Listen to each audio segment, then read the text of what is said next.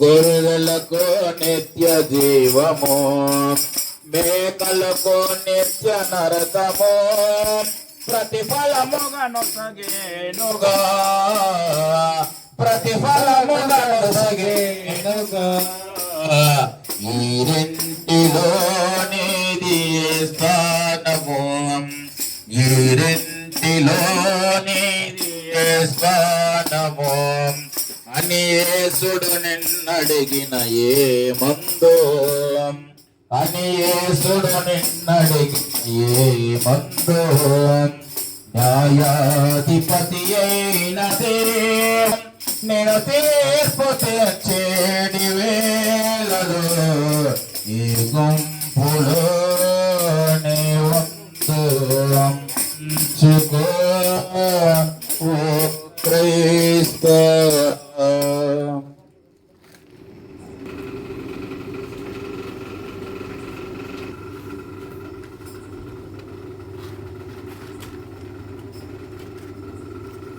ఆదికాండం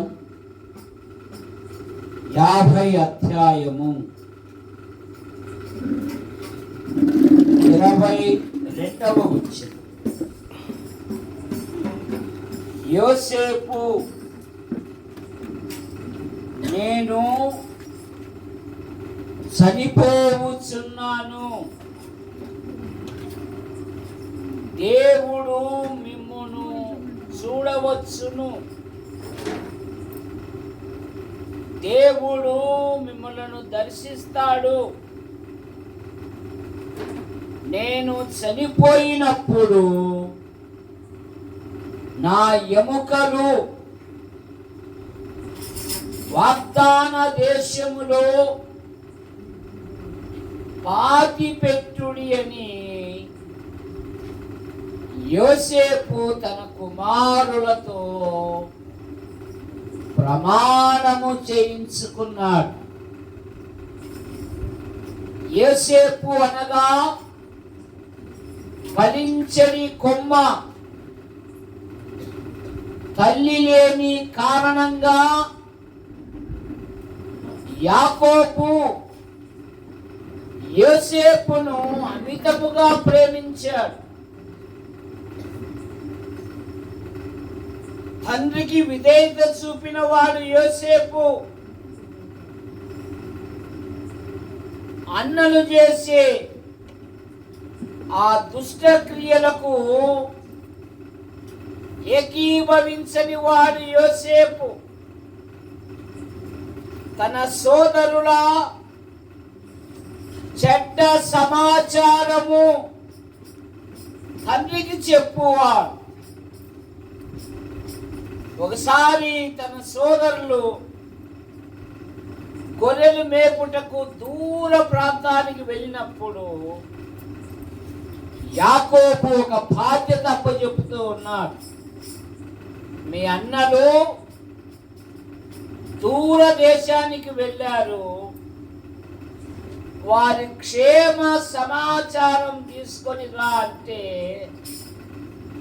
యోసేపు మంచిది అన్నాడు. ఒక కళ చెప్పాడు యోసేపు.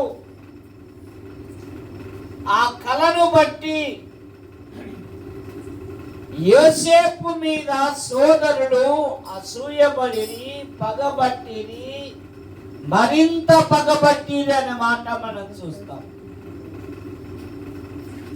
యోసేపును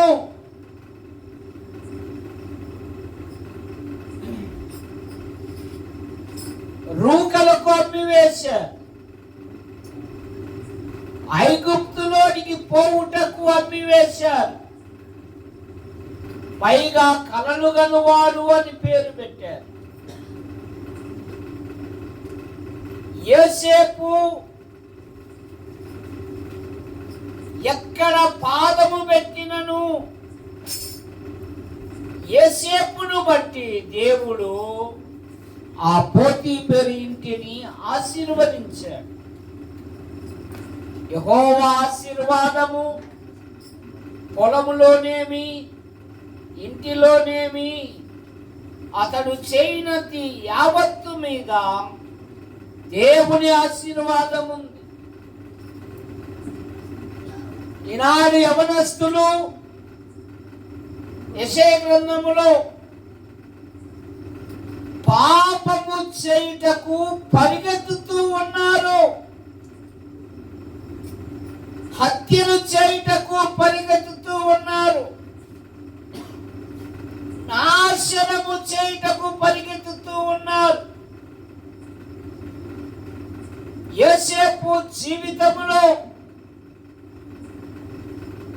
పాపము చేయుటకు అవకాశము ఉండినను అదృశ్యుడైన దేవుణ్ణి చూస్తూ ఆ ప్రదేశము నుండి పారిపోయాడు. పైగా అన్నాడు, దేవునికి విరోధముగా ఎలాగూ మూట కట్టుకొందును అన్నాడండి. అపోస్తుల కార్యాలు 7వ అధ్యాయము 9-10 వచనాలలో ఆ గోత్రకర్తలు యోసేపును ఐగుప్తులోనికి పోవుటకు అన్ని వేసిని గాని దేవుడు అతనికి తోడై ఉండి అతని శ్రమలన్నిటిలో నుండి తప్పించి దయను జ్ఞానమును ఐగుప్తు రాజు ఎదుట దేవుడు అనుగ్రహించినందుకు ఫరో ఐగుప్తునకును తన ఇంటికి అధిపతిగా నియమించాడు. యోసేపు అన్నాడు, ఏ దేశములో నేను బాధపడ్డాను ఆ బాధ మర్చిపోవునట్లు చేశాడు. మర్చిపోవునట్లు చేయడమే కాదు, బాధపడిన ప్రదేశములోనే నన్ను ఫలింపజేశాడు. తన కుటుంబాన్ని ఐగుప్తునకు రప్పించుకున్నాడు. పేదరికము రాకుండా ఆశ్చర్యకరంగా కరువు కాలములో పోషించాడు. ఇప్పుడు చివరి దశలో ఏమంటున్నాడంటే, దేవుడు మిమ్మును చూడవచ్చును, నేను చనిపోతే నా ఎముకలు వాగ్దాన దేశములో పాతిపెట్టుడి. నిరీక్షణ కలిగిన యోసేపు బత్తల దేవదానం గారి కుమారుడు ఆయన ప్రభు యొద్దకు చేర్చబడ్డాడు. ప్రభు మహిమలోనికి పిలువబడ్డాడు. మరి సజీవులుగా ఉన్న మన పరిస్థితి ఏమిటి? మొదటి తెస్సలోనికలు 4వ అధ్యాయములో మేము ఆయన మాటను బట్టి చెప్పున్నదేమనగా, యేసునందు మృతి పొందిన వారు తిరిగి లేతురు, ఆయనతో వస్తురు. ఆ మీదట సజీవులమైన మనము మేఘమండలం మీద కొనిపోబడుదుము. అయితే మనం ప్రభువును నమ్మామా? మన ప్రభునందు విశ్వాసం ఉంచామా? మానవుడు పాపములో పుట్టి పాపములో పెరిగి పాపములో జీవిస్తూ పాప పరిహారము కొరకై అనాది నుండి అనేకమైన ప్రయత్నములు చేయించున్నాడు. మానవ ప్రయత్నములు దేవుని దృష్టిలో కొరికి పేలికలు గనక, అయ్యో నేనెంత దౌర్భాగ్యులను, ఇట్టి మరణమునకు లోనకు శరీరము నుండి నన్ను ఎవడు విడిపించును?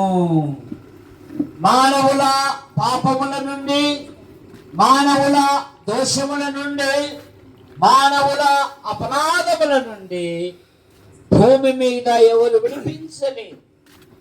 భేదమేమీ లేదు. అందరూ పాపము చేసి నిరర్థకముగా పనికి మాలిన వారయ్యారు, దేవుని మహిమను పొందలేకపోయారు. అందుకని యేసు ప్రభువారు సర్వ ప్రజలను ప్రేమించి ఆయన ఈ లోకానికి వచ్చాడు. పవిత్రంగా జన్మించాడు, పవిత్రంగా జీవించాడు, ప్రజలకు మేలు చేశాడు. ఆయన ఆకలితో ఉన్న వారికి ఆహారం ఇచ్చాడు, అంధులకు చూపునిచ్చాడు, అంగహీనులను బాగు చేశాడు, మృతులను తన మహత్తు గల మాట చేత సజీవులుగా లేపాడు. కానీ మానవుల పాపముల నుండి, దోషముల నుండి, అపరాధముల నుండి భూమి మీద ఎవరు విడిపించలేదు. అందుకని మానవుడు పాప నివారణ కొరకై జంతువులను, పక్షులను బలిగా అర్పించుచున్నారు.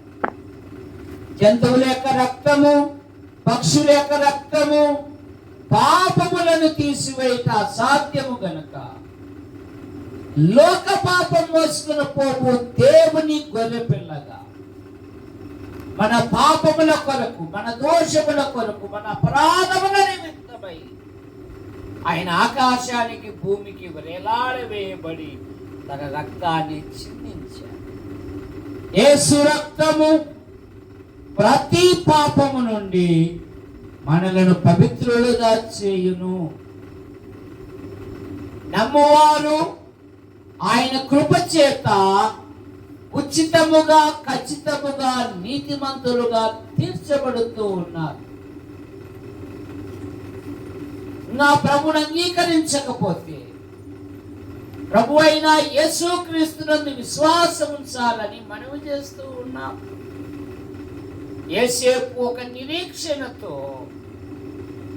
దేవుడు మిమ్మల్ని చూడవచ్చును, దేవుడు మిమ్మల్ని దర్శించును, మిమ్మల్ని వాగ్దాన దేశానికి తీసుకుని వెళ్తాడు, నా ఎముకలు కూడా మీతో పాటు ప్రయాణం చేయాలి అన్నాడు. మరి నిరీక్షణ కలిగి ఉన్నామా? క్రైస్తవుడు ఇక్కడ కళ్ళు మూస్తే అక్కడ కళ్ళు తెరుస్తాడు. యేసు ప్రభువారు అన్నారు కదా, నేనే మార్గము, సత్యము, జీవమునై ఉన్నాను. ఈ సమూహములో ప్రభు అయిన యేసుని అంగీకరించకపోతే ప్రభు అయిన యేసుక్రీస్తుని అంగీకరించాలని మనవి చేస్తూ ఉన్నాం. యేసు ప్రభువా మీకు స్తోత్రములైన బత్తల దేవదానం గారు ఆయన భార్య, ఇదిగో వారి కుటుంబ సభ్యులు, కుమారులు, కుమార్తెలు, వారి కుటుంబ సభ్యులను నైనా ఇదిగో ఇంటి యొక్క పెద్ద కుమారుడు మీ వద్దకు చేర్చబడ్డాడు. ఒకని తల్లి వాళ్ళని ఆదరించున్నట్లు నేను మిమ్మల్ని ఆదరించదను అన్నారు. భార్య, కుమారుడు, కుమార్తెకు ఆదరణ దయచేయండి. ఒక భర్తగా, ఒక తండ్రిగా, ఒక స్నేహితునిగా మీరు తోడుగా ఉండండి. ఇదిగో అనేకులు వచ్చారు, మీకు స్తోత్రములు. రేపు జరగబోయే భూస్థాపిత కార్యక్రమములో చక్కగా జరిగించమని యేసు ప్రభు నామములో ప్రార్థిస్తున్నాం తండ్రి, ఆమేన్.